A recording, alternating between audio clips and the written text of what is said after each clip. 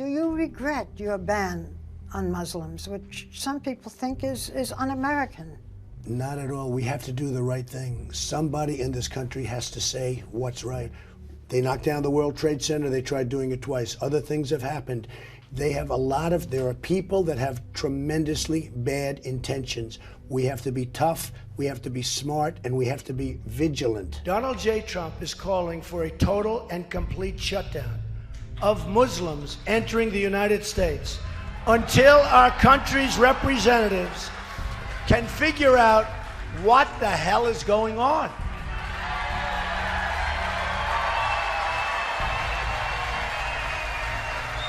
We have no choice. We have no choice.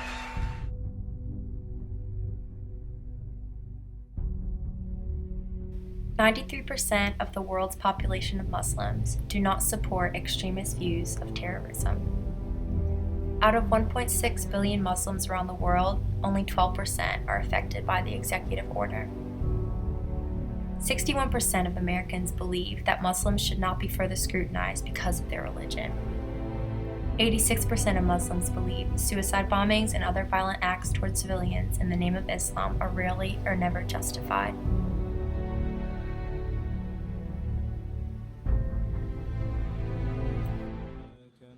Sharia, or Islamic law, offers moral and legal guidance for nearly all aspects of life, from marriage and divorce to inheritance and contracts to criminal punishments.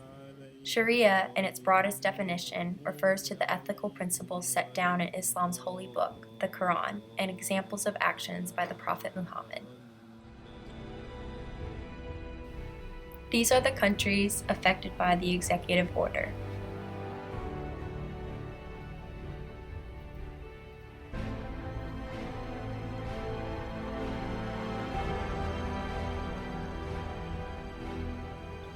Iraq, one of the countries listed in the executive order, is shown to support Sharia law in their country. However, over half of the Muslim population in Iraq believes that Sharia law should only be applied to followers of Islam.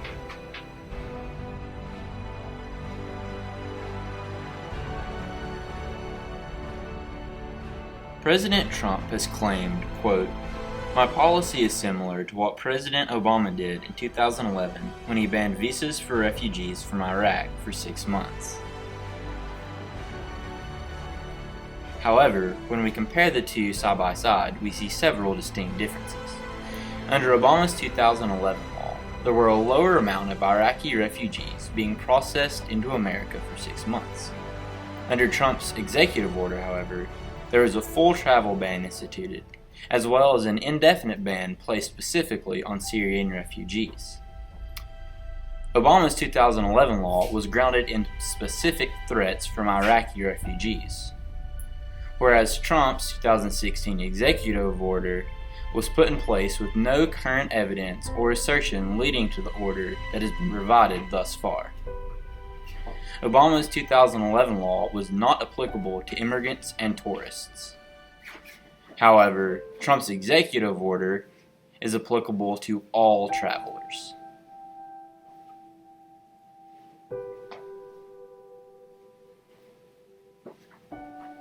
Under Obama's 2011 law, there was a small amount of travelers from Iraq, Syria, Iran, Sudan, Libya, Somalia, and Yemen that were put through stringent vetting processes.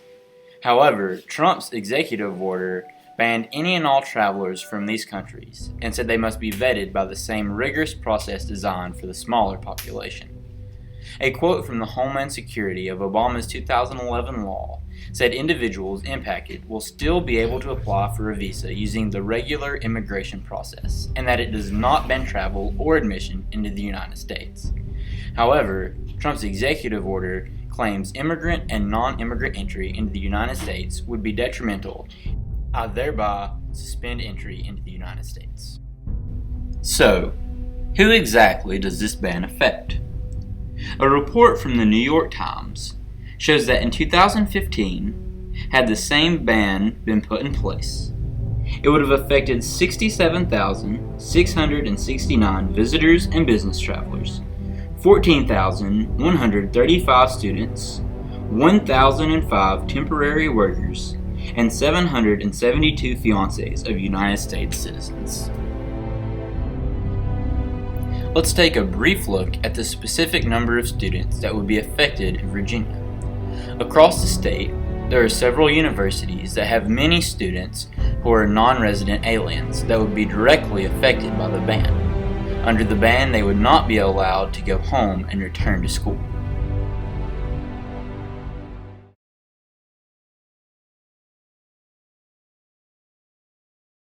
So to me, Congressman, you're talking about American citizens. I want to correct this for our viewers. Nidal Hassan, the Fort Hood shooter, he was born in Arlington, Virginia. His parents were parents were Palestinian. Poppy, when you look at the that's part of San my Bernardino, point. it is your point. You're saying that this is justification for the ban. The San Bernardino what I'm saying, shooters. this is all The part San of, Bernardino shooter, Saeed Rizwan Farouk, was born in Illinois. His parents were Poppy. Pakistani. His Poppy. wife, Tashfeen Malik, was born in Pakistan, lived in Saudi Arabia, came to the United States. Okay, the Poppy. the This is attacker all in part of Orlando was an American. comprehensive- So how is that justification, because Congressman? this is all part of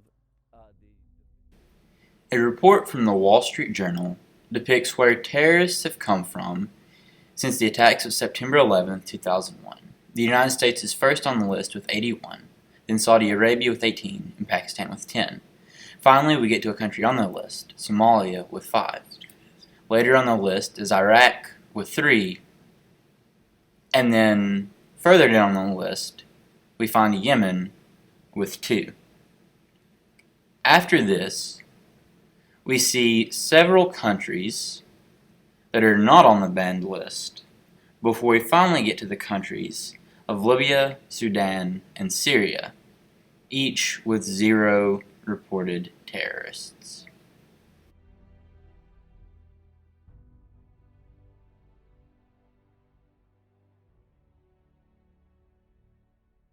The Fifth Amendment to the Constitution states that no person shall be held to answer for a capital or otherwise infamous crime, unless in presentment or indictment of a grand jury.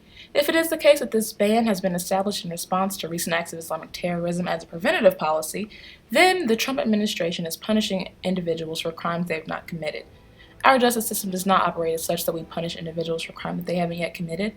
Rather, all are innocent until proven guilty. The Immigration and Nationality Act of 1965 establishes that the United States cannot discriminate against immigrants on the basis of their nationality or country of origin. This bill does exactly that. The Trump administration is saying that we will not accept immigrants from the 7 listed countries. This bill blatantly violates that act.